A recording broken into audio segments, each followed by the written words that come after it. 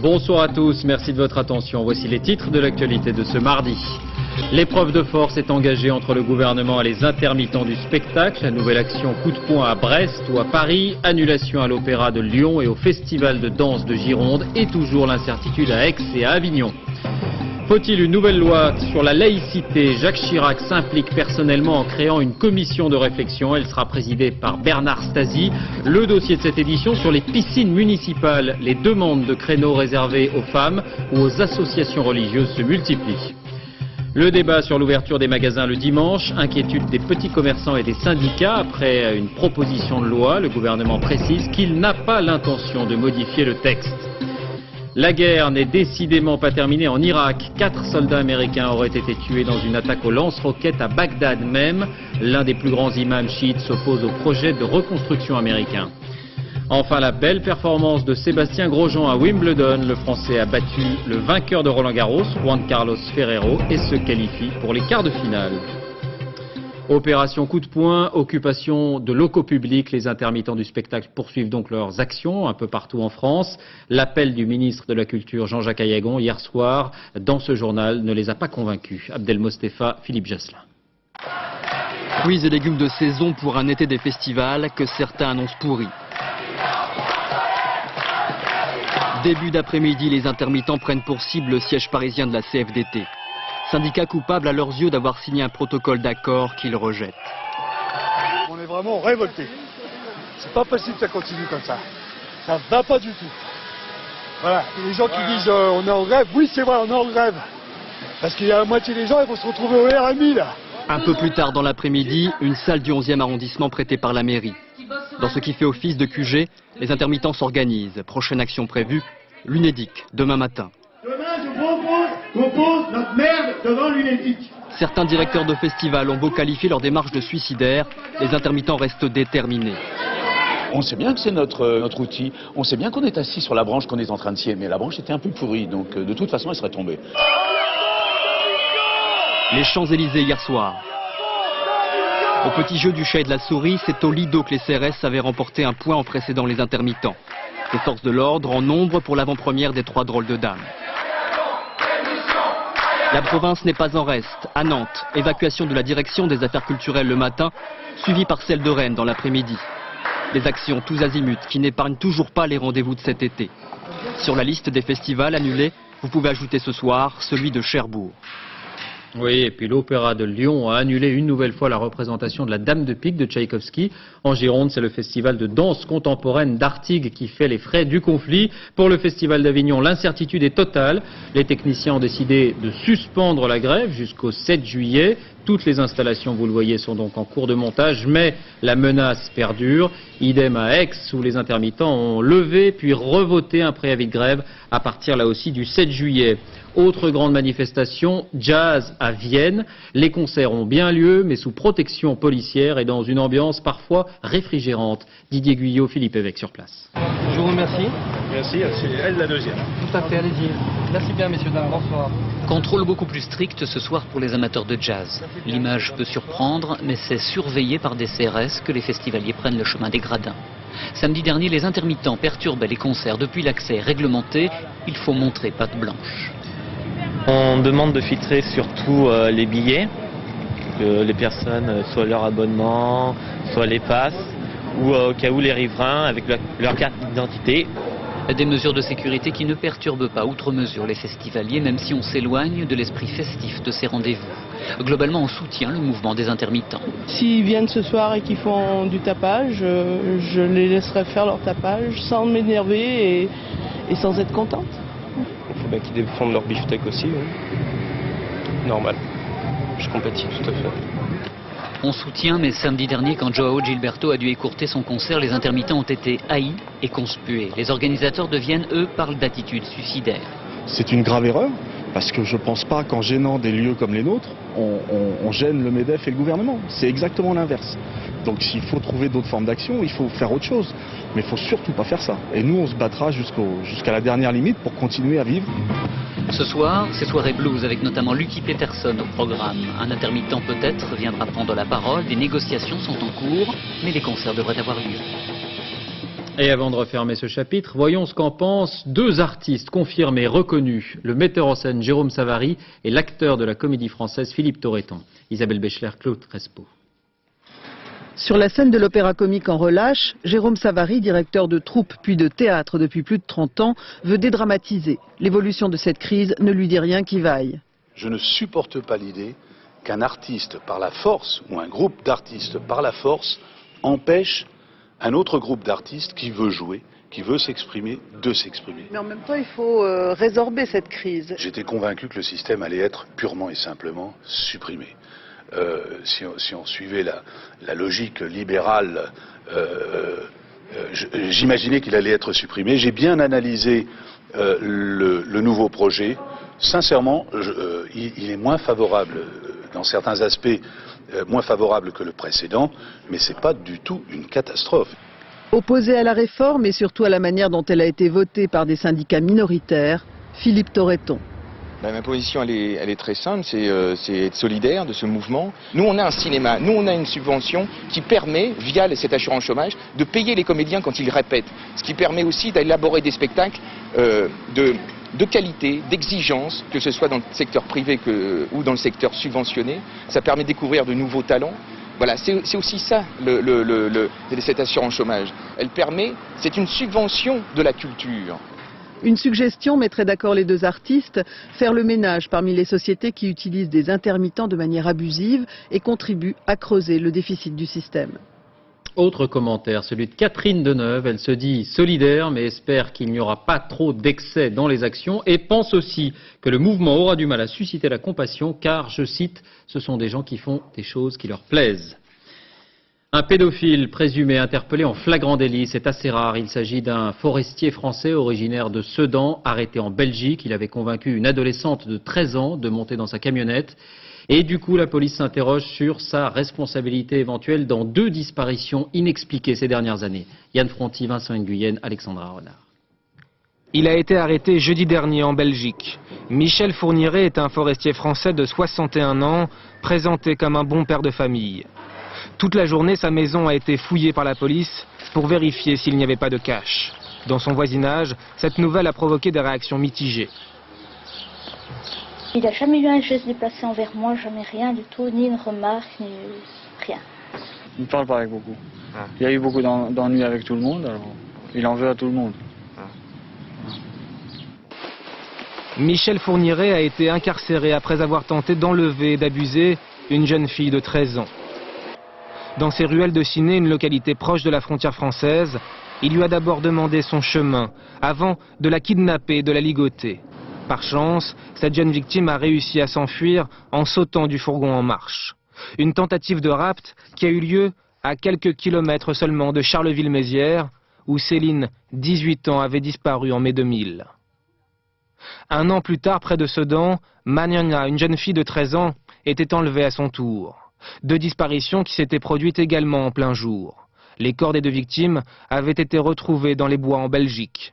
Des similitudes troublantes pour les enquêteurs français et belges, mais pas de certitude pour faire un lien entre ces 3 affaires. Nous sommes au tout début d'une enquête. Nous allons investiguer, nous ne fermerons aucune piste, mais pour le moment je ne peux pas faire de lien. Michel Fourniret était déjà connu des services de police français pour des délits à connotation sexuelle. Des vérifications sont en cours, mais les enquêteurs restent prudents pour ne pas donner de faux espoirs aux familles des 2 jeunes filles assassinées. Cette image en marge de l'affaire Allègre à Toulouse, le nouveau procureur général Michel Barrot a pris officiellement ses fonctions. À cette occasion, il s'est engagé à garantir une justice sereine et transparente, mais le temps judiciaire n'est pas le temps médiatique, a-t-il précisé. Michel Barrot qui se dit par ailleurs opposé au dépaysement du dossier. La justice qui relance les enquêtes contre l'église de Scientologie. On l'a appris aujourd'hui, l'organisation a été mise en examen il y a quelques semaines en tant que personne morale pour escroquerie en bande organisée. Une condamnation dans ce dossier serait susceptible d'entraîner la dissolution du mouvement en France. Stéphane Bretner. Pour la première fois en France, c'est l'église de Scientologie comme personne morale qui est visée. L'organisation a été mise en examen il y a un mois pour escroquerie en bande organisée ainsi que 2 de ses responsables. Une ancienne adepte a déposé plainte il y a près de 5 ans. Recrutée dans la rue, elle aurait remis en plusieurs fois 20 000 € à l'organisation. Il y a un an, la branche francilienne de l'église de Scientologie a été condamnée à 8 000 € d'amende pour le fichage d'anciens adeptes. Depuis 1997, plusieurs dirigeants ont aussi été condamnés pour escroquerie, mais toujours à titre individuel. Ce soir, un porte-parole de l'organisation parle d'un dossier vide et monté de toutes pièces, mais une éventuelle condamnation de la Scientologie en tant que telle pourrait permettre aux autorités d'ordonner sa dissolution. L'affaire de cette institutrice accusée d'avoir mordu une élève pour la punir d'avoir fait de même avec l'un de ses camarades, on en parlait ici même, eh bien elle a été jugée coupable par le tribunal de Bobigny et condamnée à 1 mois de prison avec sursis. Nabila Tabouri, Philippe Turpot. Sandrine Tiala a encore le sourire. C'était quelques minutes avant d'entendre le jugement du tribunal. Coupable, l'enseignante poursuivie pour avoir mordu une de ses élèves a du mal à y croire. On va avoir une petite réaction sur le... Non, je préfère pas parce que là... Vous êtes sous le choc? C'est plus qu'un choc, c'est du dégoût. Pourquoi? La semaine dernière, devant le juge, l'institutrice a réaffirmé ne pas avoir mordu Maëlle, alors âgée de 3 ans et demi. Le tribunal ne l'a pas entendu, il l'a condamnée à 1 mois de prison avec sursis. Elle a toujours été très solide, costaud, fille bien dans ses baskets, et là, elle s'effondre en pleurant. Ça aussi, c'est un signe de plus qui me permet de croire qu'elle n'a jamais mordu cet enfant. La maman de Maëlle est évidemment soulagée. Elle a le sentiment que le tribunal a écouté et entendu sa fille. Je vais lui dire que l'affaire a abouti, que ça y est, on la croit. Il n'y a pas que ses parents qui la croient, il y a un juge qui a tranché et qui a décidé que la maîtresse était coupable de l'avoir mordue et qu'elle est reconnue tout simplement. Sandrine Tiala est également condamnée à verser 900 € de dommages et intérêts aux parents de Maëlle. L'institutrice a immédiatement fait appel du jugement. Ces nouvelles mesures contre les violences faites aux femmes, la ministre déléguée à la parité Nicole Hamelin va notamment modifier le code civil pour garantir aux victimes la jouissance du domicile conjugal. Autrement dit, ce sont les maris violents qui devront quitter le foyer. Des locaux particuliers seront également aménagés dans les commissariats et les gendarmeries. Rappelons que le nombre de femmes victimes de violences ne diminue plus depuis plusieurs années. Laetitia Legendre, Jean-Louis Melin. Écoutez, monsieur, vous ne frappez pas dessus. Alors comment expliquez-vous cet album photographique de la victime qui a été pris, où il y a quand même des violences avérées, des bleus sur tout le corps, des côtes cassées? Il y a plus d'un mois, le tribunal de Douai innovait en éloignant les conjoints violents du domicile familial et en les plaçant en foyer d'accueil. Ah, elle tombe. Quand vous allez sortir d'ici, monsieur, vous irez donc à l'hôtel social à Emmaüs. Satia, elle, n'a pas eu le choix. Quand son mari l'a frappée pour la énième fois, alors qu'elle était enceinte, elle a tout quitté, son mari, son appartement, pour trouver finalement une place en centre d'accueil. J'étais un peu son souffle-douleur. S'il y avait une mauvaise journée, hop, ça partait. S'il y avait une assiette qui était un peu ébréchée, hop, ça partait. C'était quasiment au quotidien, quoi. Il fallait qu'il trouve un petit truc. On a peur en permanence? Oui, toujours. Toujours, même ça fait 20 mois, 21 mois, j'ai toujours peur. Selon le ministère, plus d'1,5 million de femmes ont été confrontées un jour à une situation de violence verbale, physique ou sexuelle. L'enquête montre aussi qu'une femme sur 10 est victime de violences conjugales. Pourtant, éloigner le conjoint violent n'est pas la solution idéale pour Satia. Il faut d'abord protéger la victime. C'est pas juste, quoi. C'est pas... Je pense que ceux qui exercent la violence ne sont pas assez punis, ne sont pas... C'est eux qui ont toujours la part belle, c'est eux qui restent dans la maison, c'est eux que la justice ne punit pas.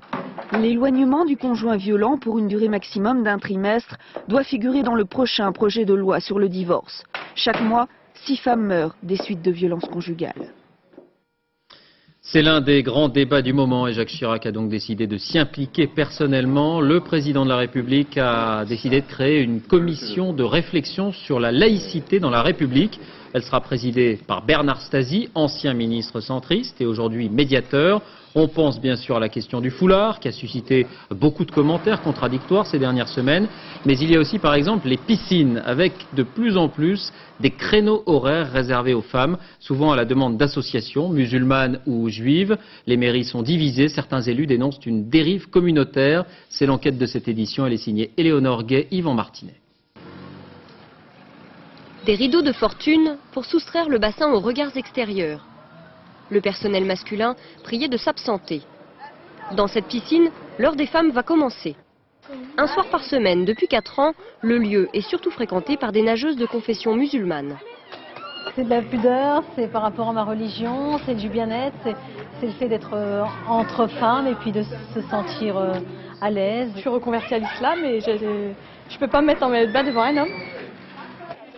Ces créneaux restent rares, mais les demandes se multiplient.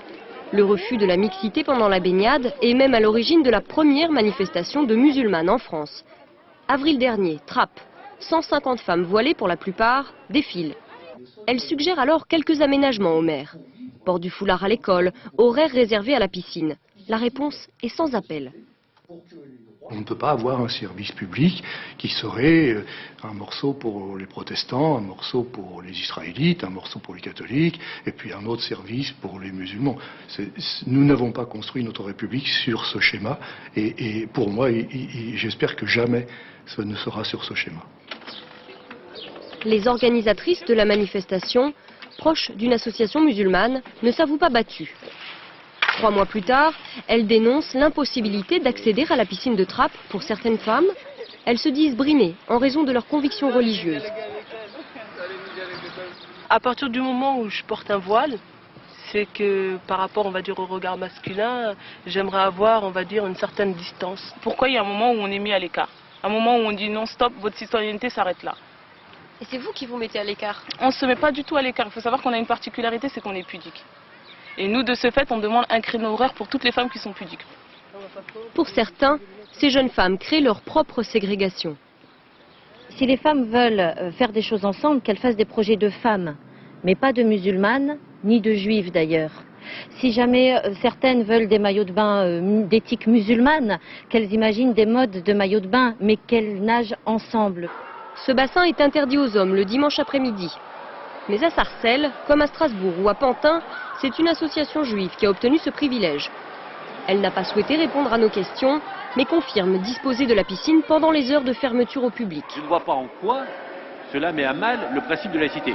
Sauf à dire que la laïcité, c'est que dans les lieux publics, même fermés au public, eh bien, il ne doit jamais y avoir d'association religieuse. Mais il n'y a aucune loi qui le dit. Et le principe de laïcité ne le dit pas non plus. Ces nouvelles revendications laissent parfois les maires désemparés. Une fois encore, c'est la question de l'opportunité d'une nouvelle loi sur la laïcité qui est posée.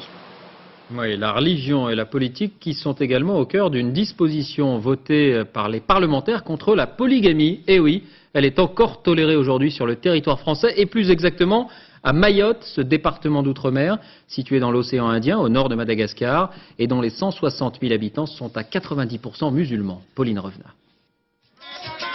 Une véritable révolution. Depuis hier, la polygamie est abolie à Mayotte, cette île française des Comores à très large majorité musulmane. Jusqu'à présent, la polygamie et la répudiation y étaient tolérées et pratiquées. Hier soir, un amendement à la loi sur l'outre-mer a mis fin à cette situation. Sur place, tout le monde est concerné, à commencer par le président du Conseil général. Il a reconnu 27 enfants et il a 4 épouses officielles. À titre personnel, je suis polygame, mais je suis contre la polygamie à l'époque où nous sommes.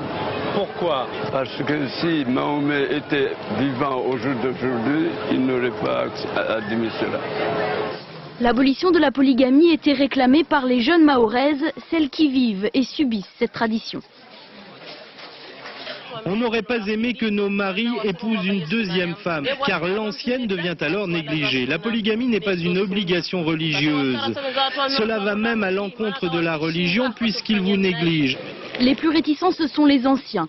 À Tingoni, par exemple, cet homme a 12 enfants, dont 8 avec 2 femmes régulières, et quelques arguments en faveur de la polygamie. C'est que on est heureux, le mari est heureux. Vous savez, le moment que vous quittez chez l'un, vous allez chez l'autre, c'est aussi pas mal. Hein. À partir du 1er janvier 2005, la polygamie sera officiellement interdite. À une nuance près, ceux qui sont polygames aujourd'hui le resteront. Mais quant au respect effectif de la loi, c'est une affaire de mentalité. À Mayotte, il faudra peut-être attendre quelques années. Économie, on reparle de l'ouverture des magasins le dimanche. Le ministre délégué aux libertés locales, Patrick Devedjian, avait évoqué la possibilité de passer de 3 à 5 dimanches autorisés par an. Une autre proposition de loi prévoyait d'aller plus loin. Les petits commerçants y sont vigoureusement opposés. Ils ont obtenu un engagement du gouvernement. Alix Bouillaguet, Dominique Bonnet. Des trucs à carreaux. Michel Atlan a acheté cette boutique de vêtements il y a 20 ans. Il est son unique salarié. On sait peut-être. Celle-là, ou alors c'est de l'embège. En beige peut-être. Il a toujours été fermé le dimanche. Certains clients le regrettent, mais restent compréhensifs. Je comprends aussi que les commerçants, ils ne peuvent pas non plus... eux, sinon, c'est eux qui ratent leur vie de famille s'ils sont ouverts tout le temps. Pour Michel, ouvrir son magasin ce jour-là lui reviendrait beaucoup trop cher. Normalement, l'employé, il faut le payer, il faut lui donner un supplément. Et puis, en général, c'est des fois plus de 100%, des fois 200%, donc... financièrement, c'est ingérable, c'est pas possible. Travailler le dimanche, ici, on sait ce que c'est. Dans cette rue très commerçante de Paris, c'est même devenu une obligation pour assurer son chiffre d'affaires. Les commerçants y trouvent même d'autres avantages. Les gens, ils viennent le dimanche, c'est un jour de repos. Donc ils viennent déjà plus heureux que dans la semaine qu'il y a le stress du travail. Des clients moins stressés et bien décidés à acheter. C'est comme d'habitude, mais ça fait un jour de plus pour le shopping. En moyenne, dans ce quartier, c'est 20 à 30% du chiffre d'affaires hebdomadaire qui se joue ce jour-là. Aujourd'hui, les syndicats et les fédérations professionnelles s'inquiètent d'une généralisation des ouvertures. Ce qu'il y a, c'est que ceux qui pourront ouvrir prendront des parts de marché des autres. Et moi, comme je représente à la Fédération nationale de l'habillement 40 000 petites boutiques, c'est la disparition des petits commerces de centre-ville. C'est là le vrai danger. Ce soir, le gouvernement calme le jeu. Pas question de toucher au repos dominical. Il s'agirait juste d'apporter un peu plus de souplesse aux commerçants. Économie encore, rappelons que ce 1er juillet est marqué par un certain nombre de réajustements, plus 5,27% en moyenne pour le SMIC, plus 1,7% pour les allocations familiales et, côté mauvaise nouvelle, les tarifs d'EDF sont relevés de 3%. EDF qui a inauguré aujourd'hui les plus puissantes éoliennes de France en Vendée, près de Noirmoutier. Elles sont hautes comme des cathédrales. François Privat, Alain Darigran sur place. Un grand bol d'air à l'ombre des pales du champ d'éoliennes de Bouin. La Vendée compte dorénavant un nouveau site touristique. Je trouve que c'est gigantesque et puis très impressionnant. Moi, je trouve que ça ne dénature pas trop le paysage et au niveau sonore, on n'entend rien. Construite en moins de 7 mois, 8 éoliennes dominent les cabanes ostréicoles, où à l'image des habitants du village, on accepte plutôt bien ce changement. La grosse majorité était pour, de toute façon. Il n'y a pas de millions d'habitations autour, il n'y a rien qui gêne. C'était le coin idéal. La production du parc éolien représente pour une année la consommation électrique hors chauffage de plus de 22 000 foyers. C'est peu. Après avoir négligé ce type d'énergie, EDF s'y investit avec un grand projet en région parisienne. Oui, on réfléchit à d'autres choses pour le développement des énergies renouvelables. Mais déjà, on voudrait surtout rendre la filière éolienne plus compétitive dans notre outil de production électrique. Et la France n'a pas le choix. Elle doit porter de 14% actuellement à 21% en 2010 la part des énergies renouvelables dans sa consommation d'électricité. Il faut du solaire, il faut de la géothermie, il faut multiplier la recherche sur le sujet pour savoir, pour pouvoir avoir des sources d'énergie qui soient non destructrices de la planète comme on l'a vu depuis 30 ans. Actuellement, une dizaine de sites d'implantation sont à l'étude en France, la plupart en zone rurale. Près de Roubaix, le coup de colère des 171 salariés de SI Énergie, ancienne filiale d'Alstom qui produit des chaudières pour centrales thermiques. La société est en liquidation depuis le 15 avril. Le personnel occupe les locaux pour réclamer de meilleures indemnités et des mesures de reclassement. Certains menacent maintenant de mettre le feu à du pyralène. Amaury Guibert, Patrick Wurstor. Plus un bruit dans l'usine. Il y a plus de 2 mois que les machines se sont arrêtées. Alain Vallereau travaillait dans cette ancienne filiale du groupe Alstom comme monteur-soudeur. Il fabriquait des chaudières pour centrales thermiques. Jusqu'à la liquidation et le licenciement sec de tous les salariés. Ça fait quand même 22 ans de travail qui s'arrête d'un seul coup, en pleine fabrication. Comment voulez-vous qu'on réagisse? C'est lamentable. Il n'y a pas de mots. Pas de mots, mais beaucoup de colère. Certains salariés ont mis le feu à ces caisses dans l'usine. Plus grave, photo à l'appui, d'autres ont dérobé un transformateur rempli de pierre à laine. Ils menacent d'y mettre le feu, ce qui provoquerait une émanation de gaz neurotoxiques. Acte désespéré qui n'étonne pas les responsables syndicaux. Il a fallu qu'il y ait le feu dans l'entreprise pour que je téléphone à la préfecture. On a un rendez-vous et à chaque fois, on a un rendez-vous après qu'il y a eu de la casse. Les salariés demandent au moins des mesures d'accompagnement et de reconversion, mais rien n'est prévu. À ce drame social s'ajoute un problème sanitaire. Pendant des dizaines d'années, l'amiante a été utilisée massivement dans l'usine. Aujourd'hui, le site est décontaminé, mais selon les syndicats, une soixantaine de salariés ou d'anciens salariés ont déjà développé une maladie liée à l'amiante. Manifestation aujourd'hui devant l'ambassade du Laos à Paris au lendemain de la condamnation du caméraman français Vincent Reynaud et de ses 2 compagnons de reportage à 15 ans de prison. La mère du journaliste a été reçue et il est maintenant question de réduire les peines, voire de libération immédiate d'après l'ambassade qui indique que l'affaire n'est plus judiciaire mais diplomatique. Ce nouveau signal d'alerte pour les soldats américains en Irak qui confirme que la guerre est toujours en cours. 4 soldats auraient été tués, selon des témoins, par une attaque aux lance-roquettes dans le centre même de Bagdad. Claude Sampère. Une nouvelle attaque en plein jour et en plein centre-ville. Ce matin vers 10 h, 6 soldats américains circulent tranquillement à bord de leur Jeep à Bagdad.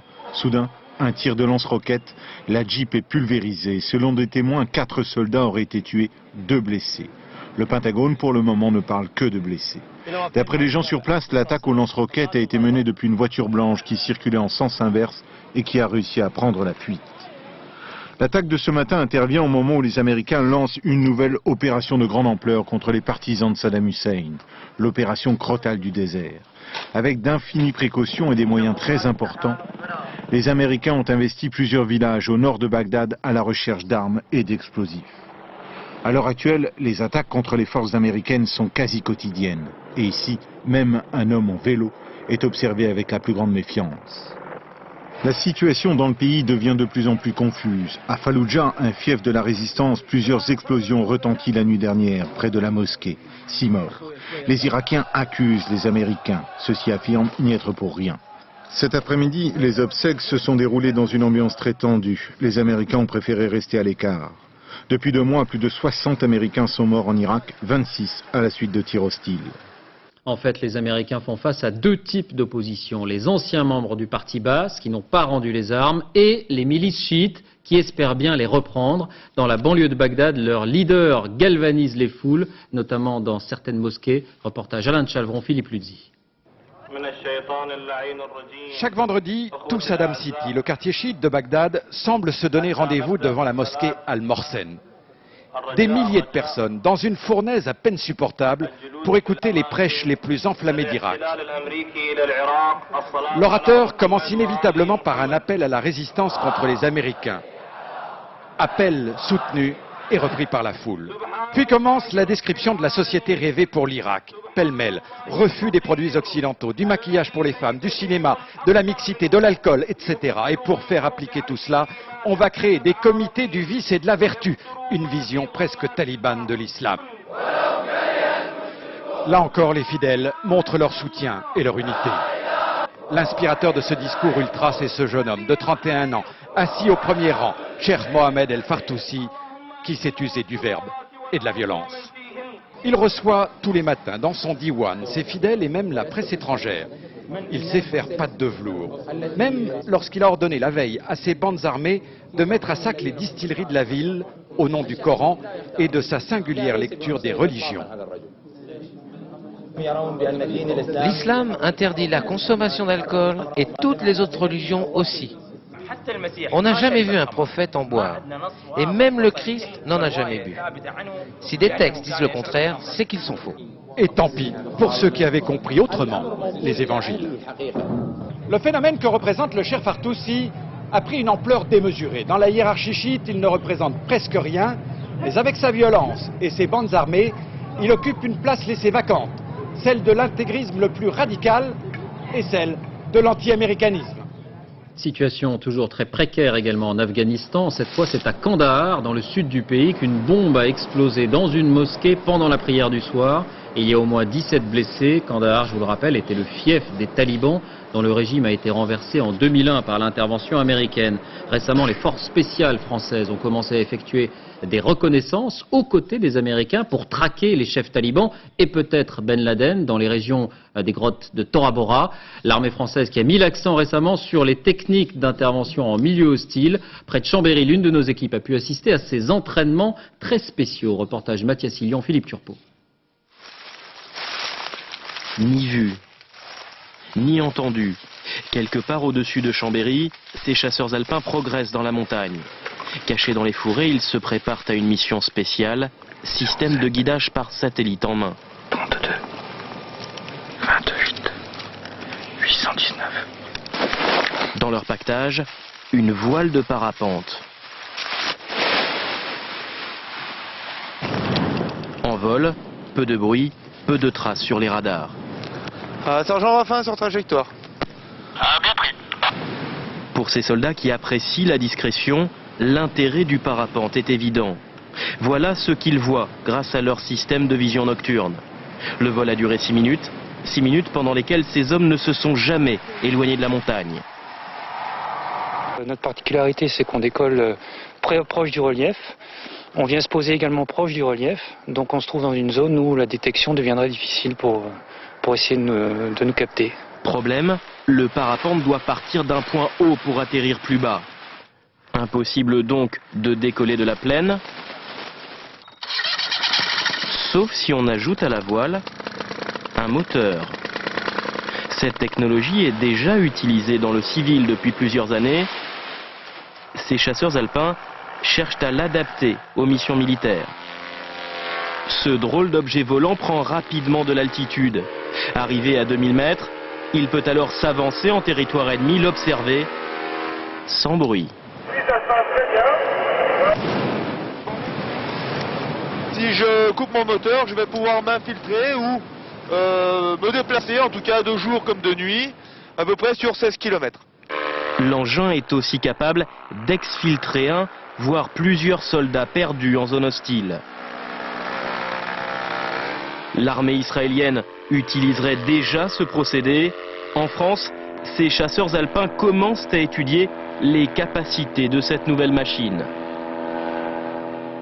Deux images au Proche-Orient qui confirment que chacun semble décidé à donner une chance à la paix. Les premiers ministres israéliens Ariel Sharon et palestinien Mahmoud Abbas côte à côte à Jérusalem. Nouvelle rencontre et assaut de modération et d'amabilité des deux côtés. C'est leur troisième entrevue en 2 mois. Il n'a été question que de respect mutuel, d'espoir et de dialogue. Mahmoud Abbas qui s'est dit optimiste pour un retrait complet israélien d'ici 1 mois à 1 mois et demi derrière les lignes occupées avant l'intifada. Et puis Yasser Arafat, dans un nouveau rôle, il a annoncé lui-même l'arrestation de l'auteur de l'attaque dans laquelle un travailleur bulgare a été tué hier dans le nord de la Cisjordanie. Yasser Arafat qui retrouverait un peu de sa liberté de mouvement. Ariel Sharon se dit prêt à le laisser se rendre à Gaza.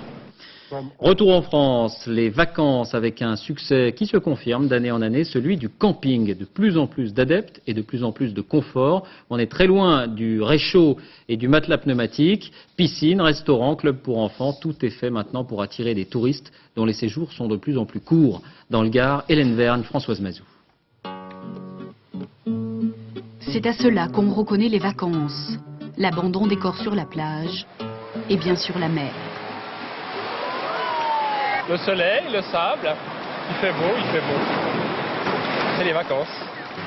Mais le cocktail soleil et plage ne suffit plus. Pour attirer les vacanciers de plus en plus infidèles, les ateliers doivent sans cesse améliorer l'hébergement.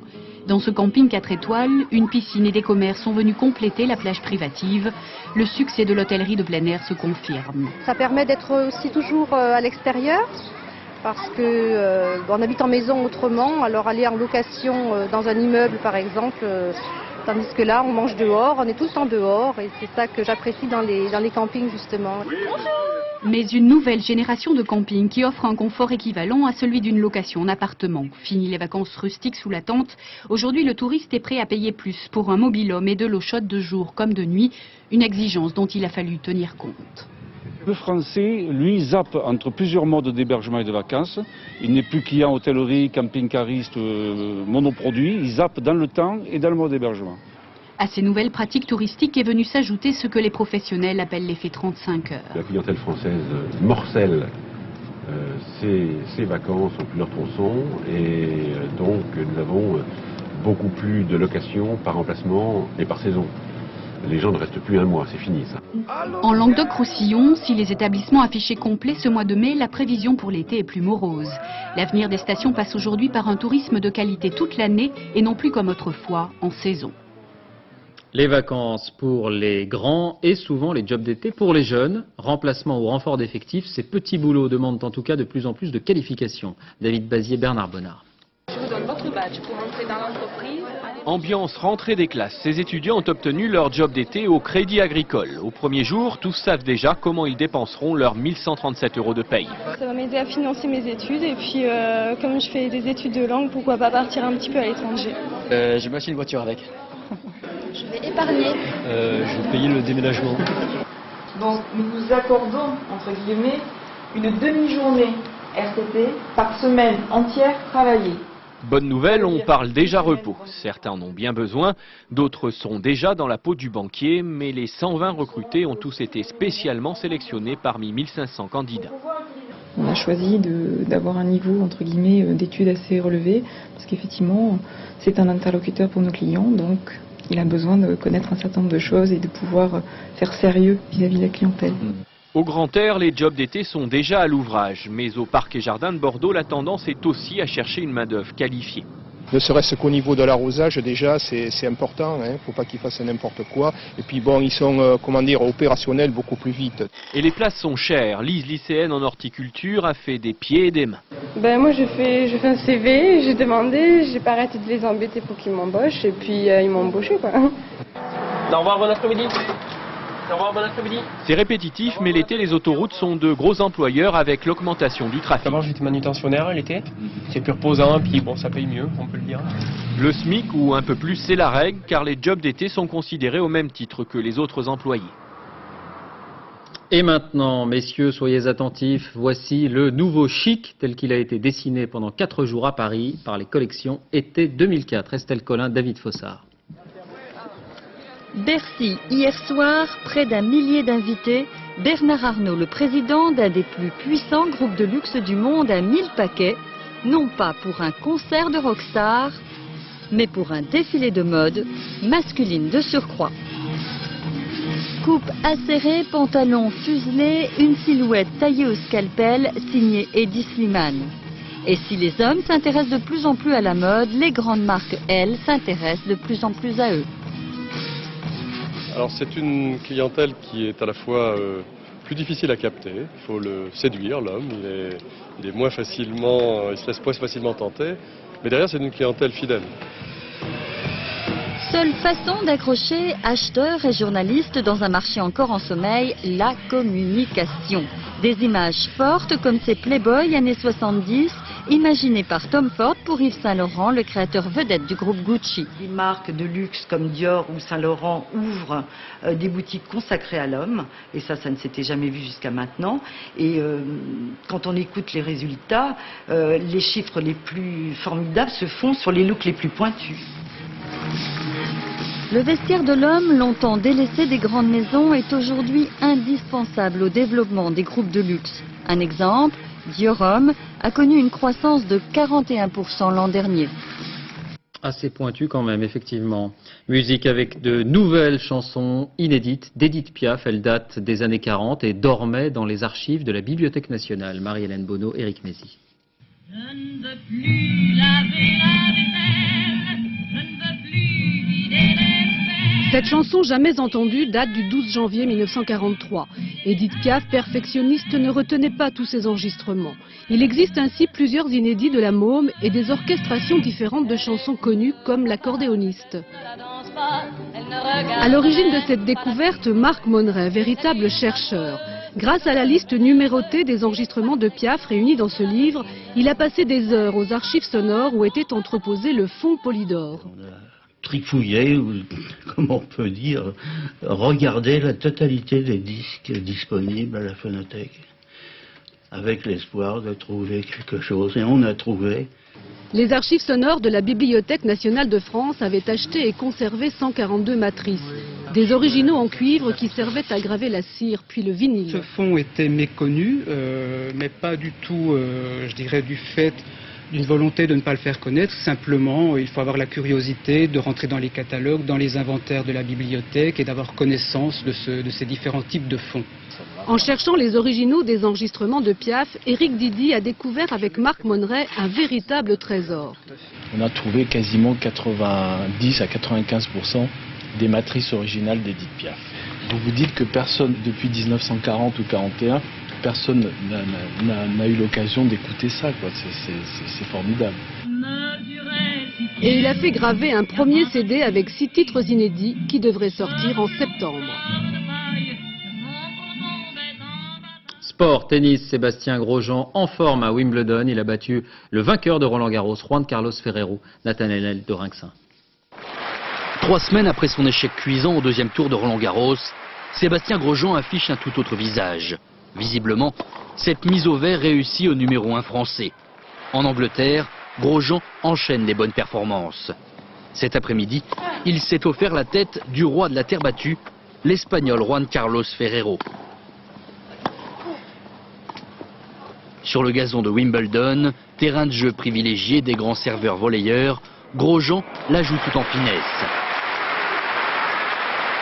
N'hésitant pas s'il le faut à rester au fond du court, le Français vient à bout de son adversaire en 4-7 et 2 jeux décisifs. Grosjean est qualifié pour les quarts de finale du tournoi. Pour lui, c'est une grande première. Pour l'Angleterre, c'est une grande affaire. Demain, Grosjean doit affronter le Britannique Henman, qui rêve d'être le premier Anglais à remporter Wimbledon depuis 1936.